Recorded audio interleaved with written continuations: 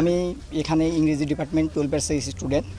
তো আমাদের এখানে যে ঝামেলাটা হয়েছে, এখানে অ্যাকচুয়ালি আমাদের কর্মসূচি ছিল অবস্থান কর্মসূচি। আমাদের উদ্দেশ্য ছিল আমরা মডার্নে গিয়ে অবস্থান করব।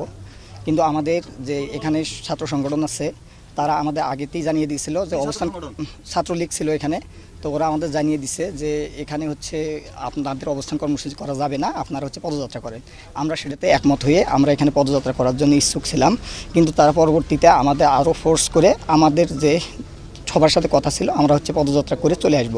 কিন্তু আমাদের যখন ক্যাম্পাসের গেটে যখন চলে গেছে, তখন ছাত্রলীগ সহ বাকি স্যাররা যারা আছে তারা আমাদের হচ্ছে বাধা প্রদান করছে।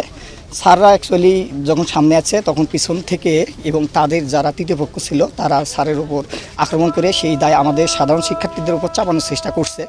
এই রকম যে আন্দোলন থাকে, সেই আন্দোলনগুলোতে বরাবরই তৃতীয় পক্ষ ঢুকে এবং সাধারণ শিক্ষার্থীদের উপর